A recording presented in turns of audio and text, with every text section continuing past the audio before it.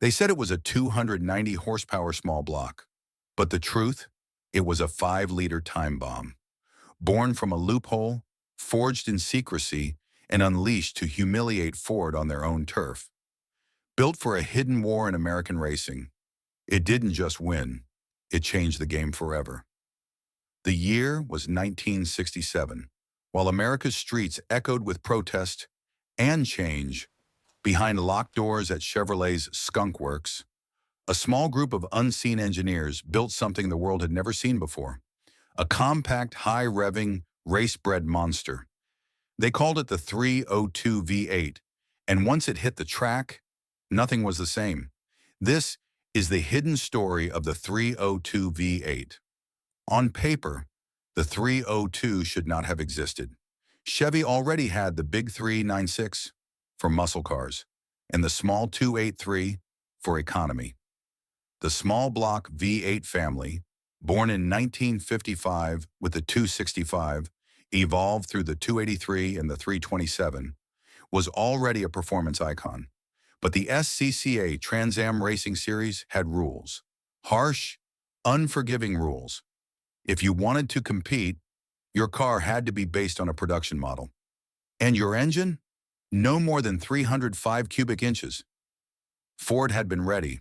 They took their Windsor small block and created the Boss 302. Chevy? Nothing on the shelf. So, a handful of engineers in Chevrolet's performance division, led by Vince Piggins, the quiet mastermind behind the Z/28 project, decided to cheat legally. They took the high-revving 327 block and dropped in the short 3-inch stroke crank from a 283. The math? Perfect. 302 cubic inches on the dot. This was no slap-together parts bin motor. It got 4 bolt mains for strength, a forged steel crankshaft, forged rods, and forged pistons for durability, an 11.0 to 1 compression ratio, large port heads with 2.02-inch intake and 1.60-inch exhaust valves, and a solid lifter camshaft that made power all the way to 7,000 RPM. On the street, Chevy claimed 290 horsepower. In reality, try 350 plus in stock trim, and race-prepped versions went even higher. Inside Chevrolet, the engine earned a nickname, Outlawed, because it wasn't built to follow the rules, it was built to beat them. Chevy dropped the 302 into the brand-new Camaro Z/28, a car that, in 1967, didn't even advertise its engine size. It was a homologation special, a race car in street clothing. At idle, it didn't just rumble. It sounded restless, impatient, like it was straining against the leash. This wasn't a drag strip bruiser. It wasn't about smoky burnouts or stoplight showdowns. This was a momentum car. It lived for high-speed corners, long straights, and drivers brave enough to keep their foot down where others lifted. Its real home wasn't Main Street, it was Riverside, Sebring, Laguna Seca. On the Trans-Am circuit, it went head-to-head with Ford's Boss 302 Mustangs, in a war that blurred the line between racing and corporate revenge. Ford poured millions into winning. Chevy's budget, practically pocket change, but what the Camaro lacked in money, the 302 made up for in stubborn, screaming horsepower. By '68, Roger Penske's Sunoco Camaro team, with Mark Donohue behind the wheel, turned the 302 into a championship-winning weapon. That same year, Chevy experimented with canted valve heads, a radical airflow design later perfected in the Mark IV big blocks.